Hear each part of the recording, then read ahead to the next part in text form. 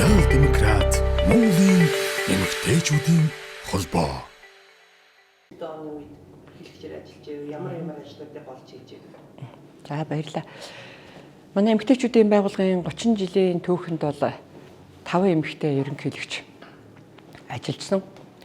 Тэгэхээр манай анхны ерөнхийлөгч бол Алтай, дараа нь манай оюун хурлаг гишүүн, дараа нь цогцлмоо гишүүн, дараа нь миний бие, одоо манай болгон туяа ажиллаж байгаа. Тэгээ манай энэ эмэгтэйчүүдийн байгууллага болон удирдлагуудын нэг сайхан тийм уламжил байгаа. Одоо би биенээ дэмжиж ажилладаг. За тэгээд уламжлал үйл ажиллагаагаа өргөжлүүлэх тал дээр бол их одоо тийм хамтын ажиллагаатай.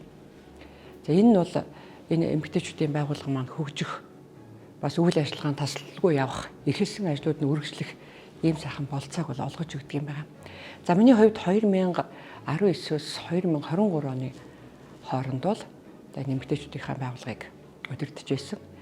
За миний одоо энэ дашрамд хэлэх 30 жилийн өмнө босхон дээр хэлэх үг бол эмэгтэйчүүдийн байгууллагыг дэмжиж ажиллаж байсан 21 аймаг 9 дүүргийн дарга нартай би чин сэтгэлээсээ талархаж байгаа.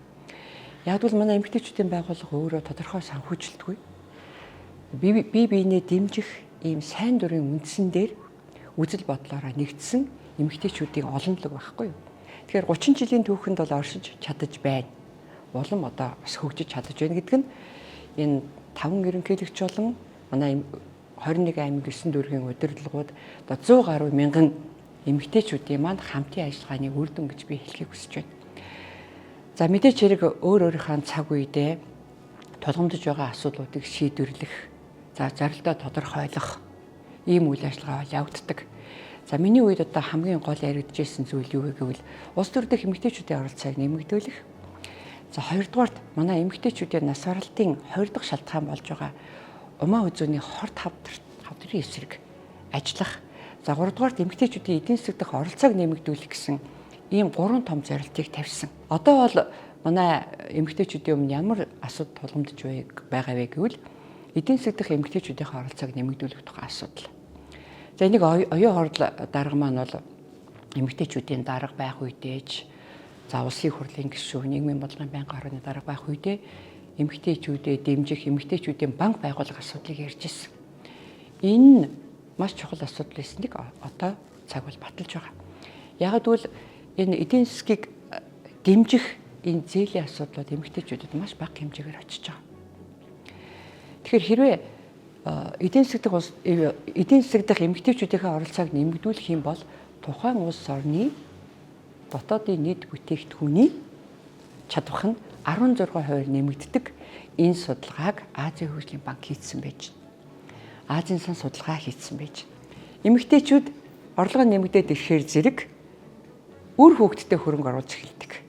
Боловсрал, эрүүл мэнд, хүүхдээ бүх талаар хөгжүүлэхэд тэр орлогоо зориулдаг. Тэгэхээр зэрэг хэрвээ Монгол улс эрүүл сарвал эрдэм мэдрэхтэй хүн улс орныг авч явна гэд энэ хоёр салбараа тэргүүлэх салбар болгож байгаа юм бол эмэгтэйчүүдийн эдийн засгийн оролцоог нэмэгдүүлэх, орлогыг нэмэгдүүлээд өгөх юм бол энэ тэргүүлэх чиглэлийн асуудлыг бодит үйл ажиллагаа болох ийм боломж байгаа юм а гэдгийг би хэлхийг хүсэж байна. Эмэгтэй хүн, их хүн гэдэг бол энэ дэлхийн хамгийн үнэтэй байглаас заяасан ийм сайхан ам амьдрал, ийм сайхан бол хүн байдгаа. Тэр ч утгаараа бол зөвхөн одоо гэр бүлийнхээ асуудал санаа зовдгоо, улс орноороо хязгаарлагддаггүй, олон улсаар хязгаарлагддаггүй, дэлхийн түвшинд амар амгалан сайн сайхан байгаасаа гэж чин сэтгэлээсээ хүсэж мөрөөддөг ийм л одоо сайхан байгалийн ийм амьд организм юм байгаамаа. Тэгээ ийм сайхан ээжүүдтэй учраас Монголын үр хүүхдүүд бол нинжин сайхан сэтгэлтэй улс орно гэсэн ийм сайхан сэтгэл зүрэхтэй ээж аав ахмад наснаа гэдэг ингэж сайхан хүмүүждэг нь бол Монгол эхээс улбаатай гэж би дотроо бодож авдаг юм байгаамаа. Тэгээд сайхан сэтгэлд ээжүүд, эмэгтэйчүүд та бүхэндээ урт насаж удаан жаргахыг хүсэж байна. Улс орн болон үр хүүхэд гэр бүлийнхаа төлөө бүгдээрээ санаа оноо нэгдэж эвтэй найрамдалтай байж бүх зүйлд хамтран зүтгэх юм бол бидэнд мэдэхгүй чадахгүй гэх асуудал огт байхгүй. Бид бол бүх зүйлийн ард гарч чаддаг ийм сайхан хүмүүсээ ингээд та бүхэндээ хамгийн сайн сайхан бүхнийг хүсэж байна.